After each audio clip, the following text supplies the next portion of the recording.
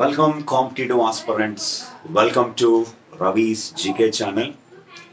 Daily current అఫైర్స్లో భాగంగా August 15, 2024కు సంబంధించినటువంటి ఇంపార్టెంట్ అయినటువంటి కరెంట్ అఫైర్స్ ఈ వీడియోలో మనం డిస్కస్ చేద్దాం. దానికంటే ముందు రవీస్ జీకే ఛానల్ని షేర్ చేయండి, సబ్స్క్రైబ్ చేసుకోండి, లైక్ కామెంట్ ఖచ్చితంగా చేయండి. ఈరోజు ఆగస్టు 15 భారతదేశ స్వాతంత్ర్య దినోత్సవం. ఆ స్వాతంత్ర్య దినోత్సవం ప్రధానమంత్రి ప్రసంగ సారాంశం, ప్రసంగంలో వచ్చినటువంటి రికార్డులు అనేటువంటి అంశాలని చూద్దాం.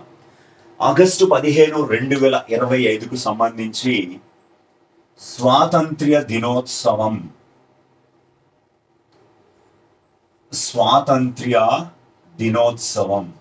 2024. అసలు స్వాతంత్ర్య దినోత్సవం ఆగస్టు 15నే ఎందుకు జరుపుకోవాలి? ఇప్పుడు చాలా మంది జనవరి 26న గణతంత్ర దినోత్సవం, రిపబ్లిక్ డే జరుపుకుంటారని మనకి తెలుసు.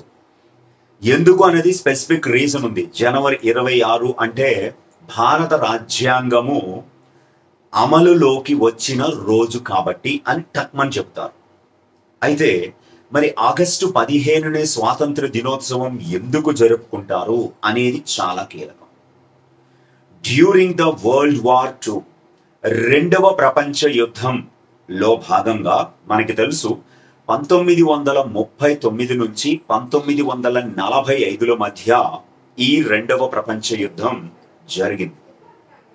ఈ రెండవ ప్రపంచ యుద్ధం సమయంలో 1945 ఆగస్టు 15వ తేదీన జపాన్ సైన్యము ఇంగ్లాండ్ సైన్యానికి లొంగిపోయింది.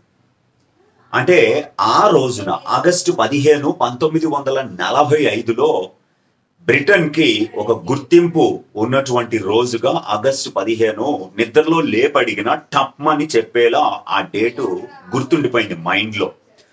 దాంతో 1947లో జరిగినటువంటి ఒక ప్రెస్ కాన్ఫరెన్స్లో లార్డ్ మౌంట్ బాటన్ని విలేకరులు అడిగినటువంటి ప్రశ్నకి, సార్ అధికారికంగా భారత్కి ఇండిపెండెన్స్ ఎప్పుడు ప్రకటిస్తున్నారు అంటే ఆయన టప్మని ఆగస్టు 15 అని చెప్పడం జరిగింది. అంటే అది బ్రిటన్కి జపాన్ లొంగిపోయి 3వ వార్షికోత్సవం, 3rd యానివర్సరీ, 2 సంవత్సరాలు పూర్తయి 3వ సంవత్సరంలోకి అడుగు పెట్టడం వలన ఆ అకేషన్ని బేస్ చేసుకొని ఆగస్టు 15ని భారతదేశానికి స్వాతంత్ర్య దినోత్సవంగా ప్రకటించారు. అయితే 2024లో జరిపినటువంటి ఈ స్వాతంత్ర్య దినోత్సవము 78వ స్వాతంత్ర్య దినోత్సవం. ఈ 78వ స్వాతంత్ర్య దినోత్సవం యొక్క ఇతివృత్తం ఏమిటి అంటే, థీమ్, ఇతివృత్తము ఏమిటి అంటే వీక్షిత్ భారత్ అట్ 2047 లేదా వికసిత భారత్ అంటారు తెలుగులో.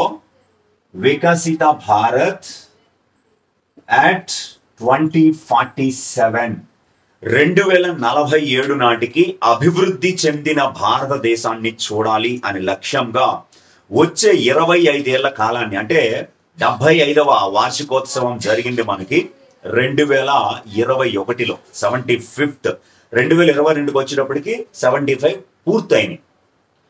ఆజాదీ కా అమృత్ మహోత్సవ్ జరుపుకున్నాం. ఆ అమృత్ మహోత్సవ్ వచ్చే 25 ఏళ్లలో భారత్ అభివృద్ధి దేశంగా చూడాలనే లక్ష్యంతో వీక్షిత్ భారత్ లేదా వికసిత భారత్ ని ప్రకటించడం జరిగింది. దీని స్వాతంత్ర దినోత్సవం 78వ స్వాతంత్ర దినోత్సవం సందర్భంగా 2024లో సాధారణంగా స్వాతంత్ర దినోత్సవం నాడు ఎర్రకోట నుంచి జాతీయ జెండాని ఎగురవేసేది ప్రధానమంత్రి.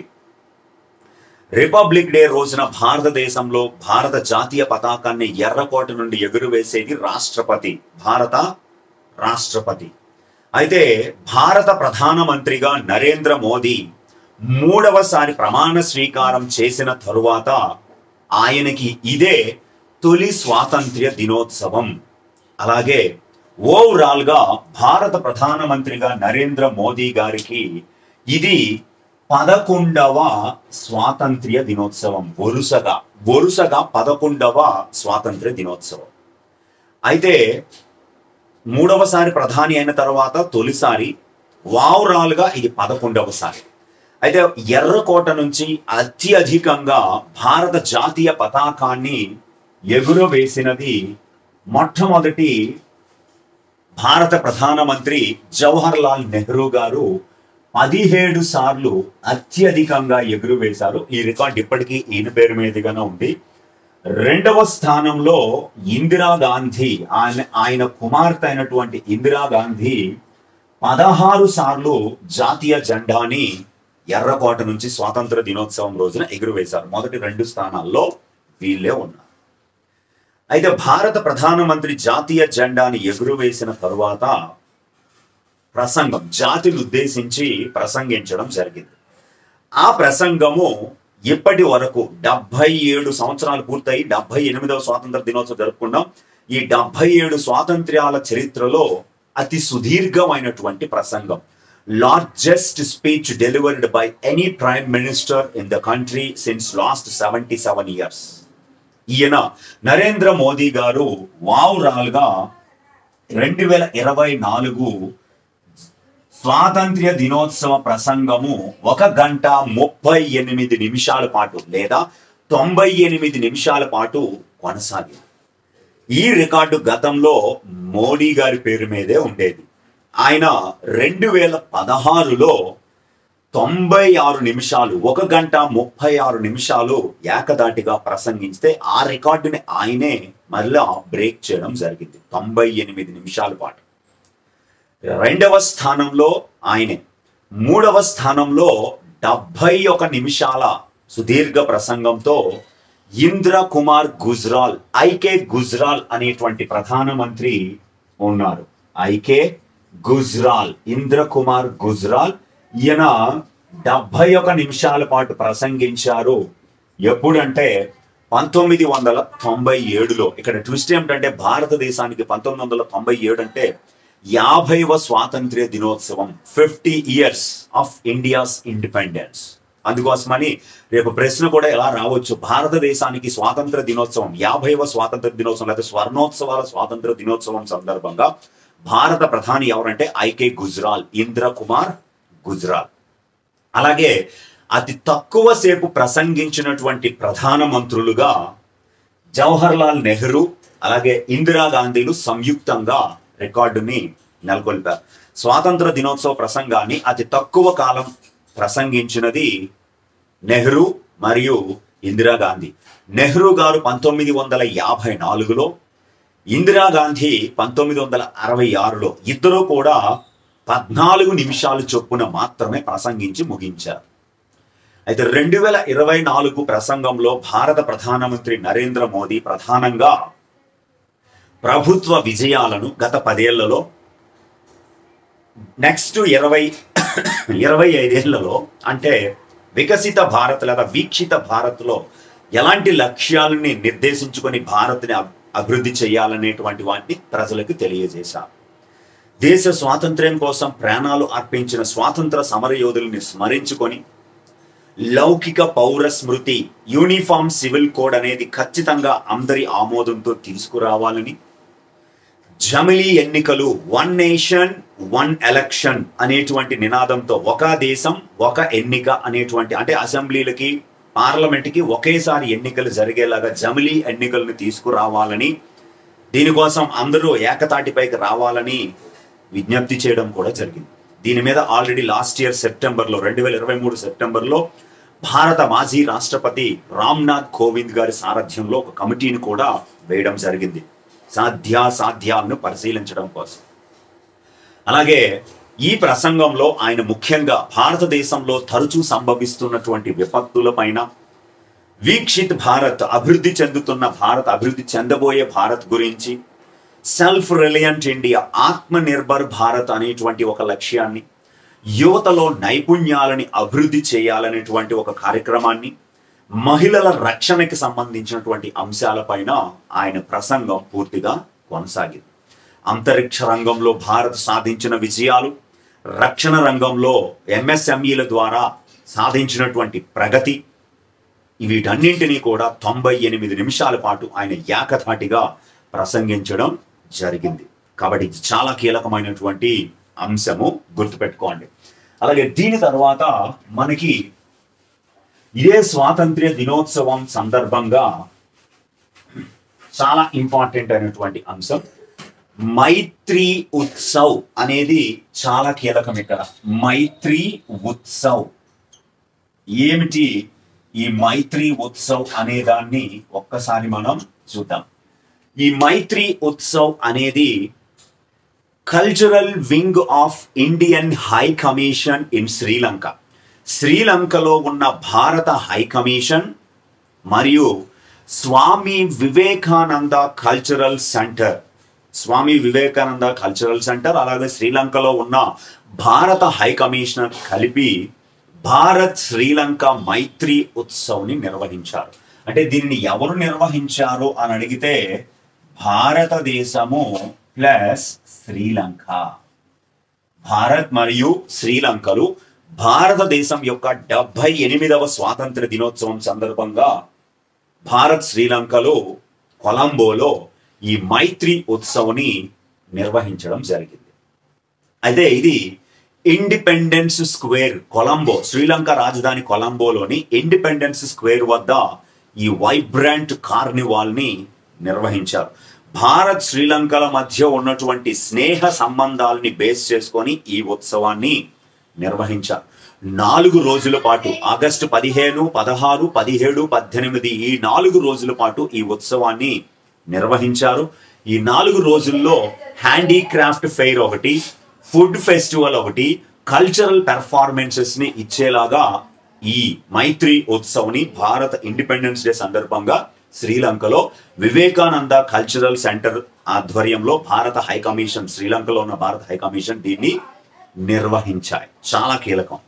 రైట్. దీని తర్వాత మరొక అంశాన్ని ఆగస్టు 15, 2024లో వచ్చినటువంటి దాన్ని ఒకసారి చూద్దాం. టైఫూన్ అంఫిల్, అంఫిల్ టైఫూన్, అంఫిల్ టైఫూన్. అంఫిల్ అనేది ఒక తుఫాను, దాన్ని కొన్ని ప్రాంతాల్లో టైఫూన్స్ అంటారు, మనలాంటి దేశాల్లో సైక్లోన్స్ అంటారు. ఈ అంఫిల్ అనేటువంటి ఈ టైఫూను ఏ దేశాన్ని తాకింది అంటే జపాన్ అనే దేశాన్ని తాకడం జరిగింది. జపాన్లో ఉన్నటువంటి కాంటో, తొహోకు అనేటువంటి ప్రాంతాల్లో ఆగస్టు 16, ఆగస్టు 17 తేదీల్లో ఇవి తాకడం జరిగింది. దీన్ని ముందే ఎక్స్పెక్ట్ చేయడం జరిగింది. 220 కిలోమీటర్ల గంటకు వేగంతో గాలులు వీస్తాయని, ఇది హరికేన్ 4 కేటగిరీలోకి వస్తుందని, ప్రజలు సురక్షిత ప్రాంతాలకు వెళ్లాలని జపాన్ ప్రభుత్వము ఆదేశాలు జారీ చేయడం జరిగింది. రేపు ప్రశ్న ఎలా వస్తుందంటే ఇటీవల అంఫిల్ టైఫూన్ ఈ క్రింది దేశాన్ని తాకింది అని అడుగుతాడు, అది జపాన్ అని మనం పెట్టుకోవాలి.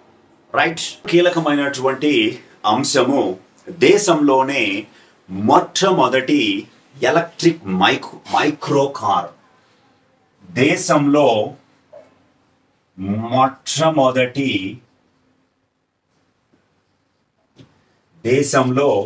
మొట్టమొదటి మైక్రో ఎలక్ట్రిక్ కార్. ఇది చాలా కీలకమైనటువంటి అంశం. ఆల్రెడీ మన గ్రూప్ లో దీన్ని మెసేజ్ రూపంలో ఫార్వర్డ్ చేశాము. ఖచ్చితంగా ఇది కూడా ప్రశ్న వచ్చే అవకాశం ఉంది. ప్రస్తుతము పొల్యూషన్, వాతావరణ మార్పులు అనేది ఎక్కడా వినిపిస్తూనే పదం. అందుకోసమని ఒక ఇద్దరు మాత్రమే, 2 సీటర్ అంటారు దీన్ని, ఇద్దరు మాత్రమే కూర్చునే ఒక కార్ని మైక్రో కార్ గా పిలుస్తున్నారు. ఆ మైక్రో కార్ ని ఎలక్ట్రిక్ ఫార్మాట్ లో, ఈవీ అంటారు, ఎలక్ట్రిక్ వెహికల్ గా రూపొందించి దాన్ని ప్రదర్శించడం జరిగింది. దేశంలోనే మొట్టమొదటి ఈ ఎలక్ట్రిక్ మైక్రో కార్ ని రాబిన్ అని పేరు పెట్టడం జరిగింది. రాబిన్ అంటారు. రేపు ప్రశ్న ఎలా వస్తుందంటే ఇటీవల వార్తల్లోకి వచ్చిన రాబిన్ అంటే ఏమిటి అంటే మీరు సింపుల్ గా ఆప్షన్ ఏమి ఎత్తుకోవాలంటే దేశంలో మొట్టమొదటి ఎలక్ట్రిక్ మైక్రో కార్, అదే రైట్ ఆన్సర్. లేదా దేశంలో మొట్టమొదటి ఎలక్ట్రిక్ మైక్రో కార్ పేరు ఏమిటంటే రాబిన్ అని పెట్టాలి ఆన్సర్. అలాగే ఈ ఎలక్ట్రిక్ కారు 2 సీట్లు మాత్రమే కలిగి ఉంటుంది. ఒక 2 వీలర్ లాగే కంజెస్టెడ్ రోడ్స్ ఉన్నా, ట్రాఫిక్ ఇబ్బందులు ఎక్కువగా ఉన్నా వాటిని అధిగమించి ఈజీగా ప్రయాణం చేయడం కోసం ఉపయోగపడుతుంది. అయితే ఈ రాబిన్ ని వింగ్స్ ఈవీ అనేటువంటి ఒక సంస్థ తయారు చేసింది. వింగ్స్ ఈవీ అంటారు. ఈ వింగ్స్ ఈవీ మధ్యప్రదేశ్లోని ఇండోర్లో ఉంది. మధ్యప్రదేశ్లోని ఇండోర్లో ఉన్న ఈ వింగ్స్ ఈవీ అనే సంస్థ ఈ రాబిన్ కార్ ని తయారు చేసింది. ఈ వింగ్స్ అనే సంస్థని 2 తండ్రి కొడుకులు స్థాపించారు. అందులో ప్రెసిడెంట్ సిఇఓగా అలాగే సహ వ్యవస్థాపకుడుగా ఉన్నటువంటి వ్యక్తి దీన్ని ఆ తండ్రితో సహా ఫోటోని విడుదల చేయడం జరిగింది. ప్రణవ్ దండేకర్ ఈయన విదేశాల్లో చదువుకొని వచ్చి ఈ కంపెనీని స్థాపించి ఇండోర్ ప్లాంట్ లోనే దీన్ని తయారు చేయడం జరిగింది. ఈ రాబిన్ కారుని అధికారికంగా బెంగళూరులో 2025 ఏప్రిల్ నెలలో విడుదల చేయబోతున్నారు. అలాగే హైదరాబాదు, పూణే నగరాలని కూడా పరిశీలిస్తున్నారు దీన్ని రిలీజ్ చేయడానికి. చాలా ఇంపార్టెంట్ అయినటువంటి అంశం. అన్ని రకాల సేఫ్టీ టెస్టుల్ని ఇది పాస్ అవ్వడం జరిగింది. ఉన్నదానికంటే ఎక్కువ మార్కుల్ని పొందడం జరిగింది. అన్ని సేఫ్టీ మెజర్స్ ని టెస్ట్స్ ని పూణేలో ARAIలో పాస్ అవ్వడం జరిగింది. ఇది చాలా చాలా ఇంపార్టెంట్ అయినటువంటి అంశం. ఓకే, దీని తర్వాత మరొక అంశము నలిన్ ప్రభాత్. ఈ నలిన్ ప్రభాత్ అన్నటువంటి ఈయన August 15, 2024 Jammu Kashmir special director general గా నియమించబడ్డారు. SDG జమ్మూ కాశ్మీర్ పోలీస్ కి స్పెషల్ డైరెక్టర్ జనరల్ గా నియమించబడిన వ్యక్తి నలిన్ ప్రభాత్. ఈయన డీజీపీగా జమ్మూ కాశ్మీర్ పోలీస్ కి అక్టోబర్ 2024 నుంచి బాధ్యతలు స్వీకరించనున్నారు. ఆర్ఆర్ స్వైన్ స్థానంలో ఆయన 2024 సెప్టెంబర్ 30న రిటైర్ అవబోతున్నారు. ఆర్ఆర్ స్వైన్ స్థానంలో ఈయన్ని నియమించబోతున్నట్లుగా కేంద్ర హోంశాఖ ఆగస్టు 15, 2024 ఒక ప్రకటన చేసింది. నలిన్ ప్రభాత్. అలాగే దీని తర్వాత మరొక కీలకమైనటువంటి అంశము, దీన్ని కూడా ఒక్కసారి మనం డిస్కస్ చేసేద్దాం. చాలా ఇంపార్టెంట్ అయినటువంటి అంశం. NPSS ప్రారంభం. NPSS ప్రారంభం చాలా చాలా ఇంపార్టెంట్ అయినటువంటి అంశం ఇది. NPSS అంటే national pest surveillance system. National pest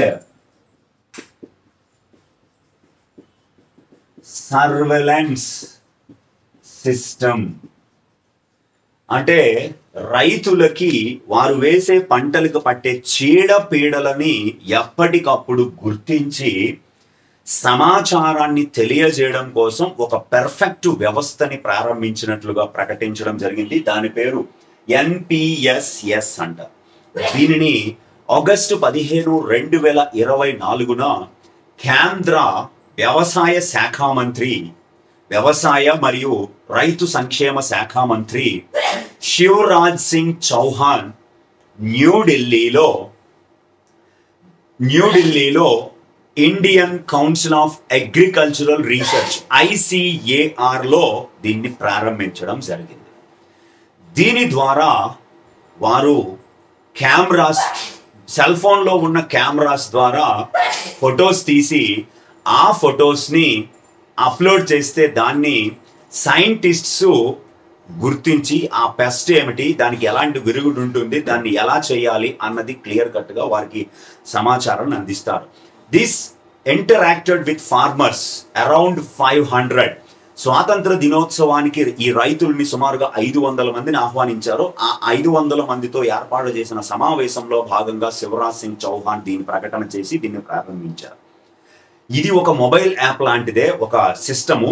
ఇది AI పవర్డ్, కృత్రిమ మేధతో పనిచేస్తుంది. సైంటిస్టులతో ఇది లింక్ అయి ఉండడం జరుగుతుంది వారి మొబైల్ ఫోన్స్తో.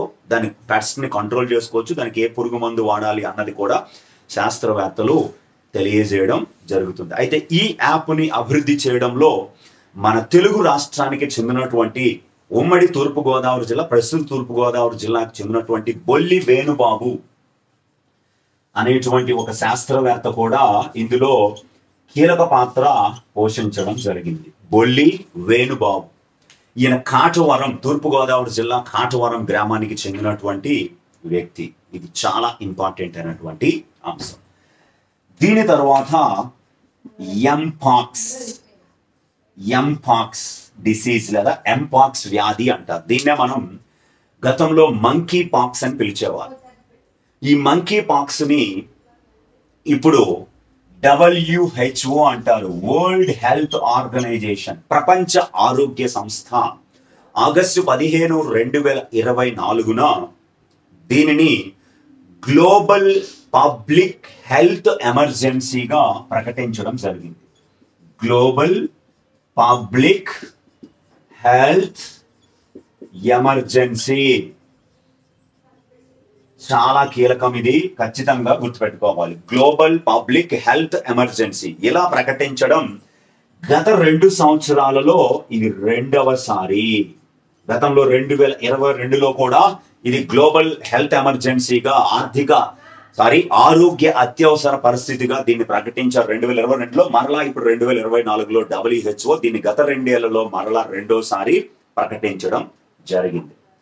ఇది The health emergency declaration came following an outbreak, the viral infection. ఇది ఒక వైరల్ ఇన్ఫెక్షన్. మొదటగా ప్రస్తుతం డెమోక్రటిక్ రిపబ్లిక్ ఆఫ్ కాంగో దేశంలో పడి దాని పొరుగు దేశాలకు ఇది వ్యాప్తి చెందడం జరిగింది. మొట్టమొదటిగా కాంగోలో గుర్తించారు ఇప్పుడు ఈ అవుట్ బ్రేక్ లో. అది అక్కడి నుంచి బురుండి, కెన్యా, రువాండా, ఉగాండా లాంటి దేశాలకి వ్యాప్తి చెందడం జరిగింది. ఈ mpox can spread through the close contact, దగ్గర సంబంధాలు, కాంటాక్ట్స్ తో ఇది వ్యాప్తి చెందుతుంది. చర్మం పైన చిన్న ఏమొస్తాయంటే అవి లెజియన్స్ అంటారు. ఇది ఫ్లూ వంటి లక్షణాలని కలిగి ఉంటుంది. శరీరంపై చీముతో కూడిన గాయాలని కలిగిస్తుంది. అయితే ఆసియా ఖండంలో ఎంపాక్స్ ని గుర్తించిన తొలి దేశంగా పాకిస్తాన్ రికార్డు సృష్టించడం జరిగింది. అయితే ఇది నెక్స్ట్ కరెంట్ అఫైర్స్ లో మనం చెప్పుకోవచ్చు, కానీ ముందు ఇక్కడ ఎలాగో సందర్భం వచ్చింది కాబట్టి దీన్ని మనం డిస్కస్ చేసాం. ఆసియా ఖండంలో తొలి ఎంపాక్స్, ఈ అవుట్ బ్రేక్ లో తొలి ఎంపాక్స్ పేషెంట్ పాకిస్తాన్ లో గుర్తించబడ్డారు. కాబట్టి ఇది చాలా కీలకం. WHO టెడ్రోస్ అధనామ్ ప్రస్తుతం దీని డైరెక్టర్ జనరల్ గా వ్యవహరించడం జరుగుతుంది. ఇది చాలా కీలకమైనటువంటి అంశాలు. 2024 ఆగస్టు 15కు సంబంధించి ఖచ్చితంగా ప్రశ్న వచ్చే అవకాశం ఉన్నవి, గుర్తుపెట్టుకోండి. Thank you very much.